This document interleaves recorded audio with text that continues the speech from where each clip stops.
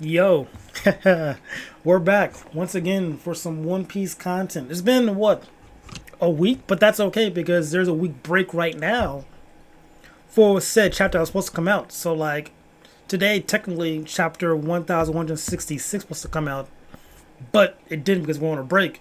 So now I could talk about chapter 1165 practically on time with this. After all the hype has died down with a fresh lens, if you will. So yeah, we're back talking about the chapter. Yeah,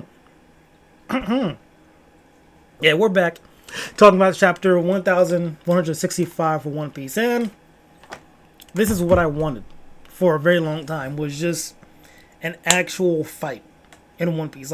It's that happens obviously, but it's been like a lot of clash piece, and I just kind of just wanted a back and forth to happen. And we finally got this with the Rocks, Dami Reverse,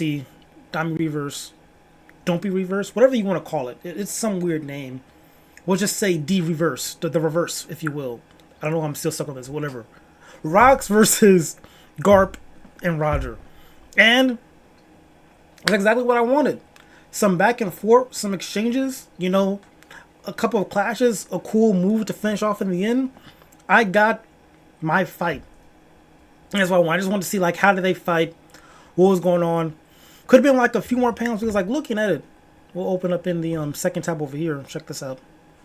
Whoop. Shabam. Shabling. Beautiful. Over here. It was a good fight. Like they actually were throwing hands a little bit. Some back and forth, a little bit of combos and whatnot. And then it did end a little bit fast. Like you know what it is? You know what it is? Why I'm always, wanting more from fights? It's because I still got Sukuna versus Gojo in my head. Like, that lasted like a couple of chapters, just hands being thrown. Then, like, the paneling as well, too. Like, it was just practically like a month worth of manga chapters of them fighting. You know what I mean? So, I guess I wanted, like, maybe, like, one or two chapters of fighting, but it's One Piece as well. So, like, it's gonna probably get, like, hyped up in the anime for sure. But manga-wise, one chapter of them fighting, we got something. It was cool. So the main thing in the chapter was like, the fight was the focal point, but it was just like the side things going on, setting stuff up as well. It's like in this chapter we see, Big Mom talking to Kaido saying, "Hey, yo, listen, you owe me now for, stealing the Zephyr from me." And then to set up things for the future with them and whatnot, like kind of like not even a foreshadow, but reshadowing. Because it already happened in the main timeline or like in the present. So that happened. Then we get the official dismemberment or disbandment, if you will, of the Rocks pirates. People dispersing and whatnot. People looking for Whitebeard. Then this one guy shows up saying he's a fan of Whitebeard. His name is Graham Polo. He says that he got a ship for Whitebeard. He's a huge fan. Like let's shuffle off together. And that guy is also, it seems like probably Marco's, not probably, he is Marco's father. Because his name is, he looks just like Marco's, I think. He looks exactly like Marco. So he's either like Marco's father or grandfather. So now it's even like a cool play on words too. Because like, the guy's name is Graham Polo. So that means Marco's name is Marco Polo. So little cool wordplay right there. That's always fun to see. Oda does do that every now and then. That was nice. And then during the fight, we see like Garp trying to figure out is there a way to reverse it. There isn't, so I kind of like appreciate them like trying to look at a way to like try to save Rocks. Because clearly he's not in his right state of mind. So then we're closing on towards the end of the fight, and they're both talking about how they're using Conqueror's Haki to like fight him, but like since he's using Conqueror's Haki as well, like cancels out, and like in a battle of attrition they're not going to win. So then what's his name? Raj brings up a thing like putting mass into your attack. I don't know what that means. I don't know, like hit harder. Practically, if you what's he face? If you know Dragon Ball Bridge, if you remember the what's he face, the Metal Cooler movie, goes like if we hit him really hard, then we might win. Because he regenerates. So that's probably what they did here. Is like, oh, we just focus our punch really hard, we'll beat him that time. And that's probably what happened too. And then like there was a cool moment too, where I'll say scene where like You see Rox crying, and like Roger's like understanding your frustration. I see in your face, and Roger's crying as well, shedding tears. Because again, from Rock's perspective, like he has to give up on his dream right here and now. Like he knows he's gonna die here. He can't accomplish his dream, what he wanted to do, and that's frustrating to me because like not only can you not control yourself, but now you're gonna die here too without accomplishing what you want to do. So that's just very frustrating and sad to see. But at least you're dying by the hands of people who might achieve their dreams. So that's kind of like some comfort, but not really, because like that was your rival, and like now you're dying to the hands of your rival. You couldn't accomplish your dream. You're being controlled by the guy you want to defeat. And you didn't get the chance to defeat him like the way you wanted to. So just a lot of emotion. That's upsetting to see. So then Garp and Roger, focus their masses and hit them really hard, or hit rocks really hard with their moves and whatnot. What was the moves called? It was cool. It was like Infantatum Explosion from Garp, then something Ace from Roger. They were cool attacks. They ended up beating rocks, obviously. Then we get like throughout the chapter we get like just a propaganda of how the world government was like trying to just erase this event, not exposing how many people died here, erasing God Valley off the map so no one could find the map, also erasing the people who participated in the human hunt and whatnot. So like just a lot of history erasure on the island, just trying to just take that out of history, if you will. The only thing people do know is God Valley made Garp a hero, and that's the place where Garp defeated Rox, and that's why he's a war hero. You know what I mean? And then we even get further into Roger calling out Garp too, saying, "Hey, listen, I'm pretty sure you didn't know you're working with this like evil shadow figure. You should leave the Navy and whatnot." Things like, "No, I can't leave the Navy. Because who's gonna protect the Navy at that point? So now we understand Garp's perspective of why he's in the Navy, because he needs to protect the Navy from this. But still, you're still with this group of people who are literally helping and abetting, there we go, hunting human beings and whatnot. You know what I mean? Like, these are pretty bad people. So why are you working with them, knowing the bad things they do?" And then, now we're in the present too. Oh, that's in the chapter, by the way. The chapter ends with them being rocks. Now it's time for me to just, rant and ramble, if you will.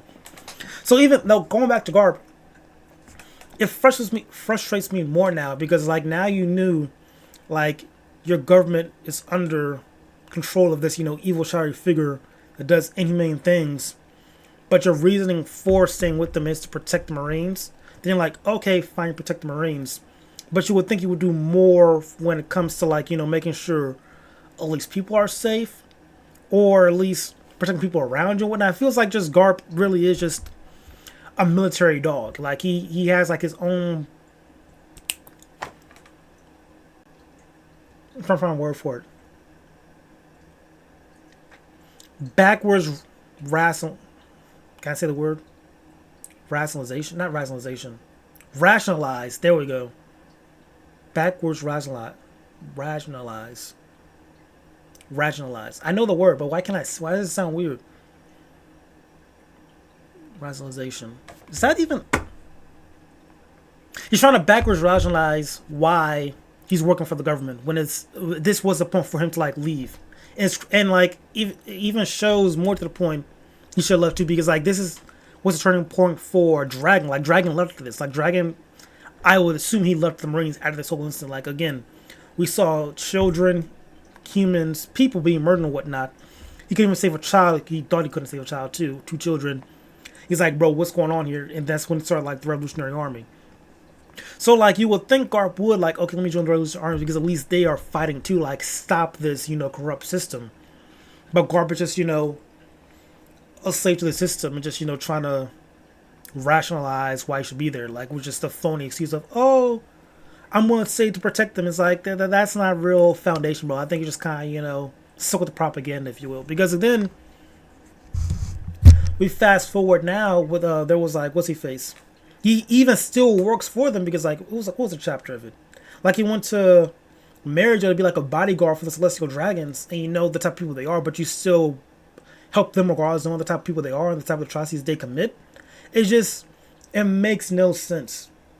And then it's at the same time you do stuff like protecting Roger's kid and whatnot. Like I'm gonna raise Roger's son, but then he becomes a pirate, and then like at the same time you don't want to save the kid again. You just kind of leave him to die.